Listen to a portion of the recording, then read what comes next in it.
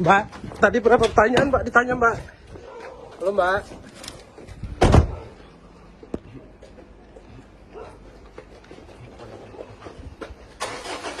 Tadi berapa pertanyaan Bu ditanya Bu?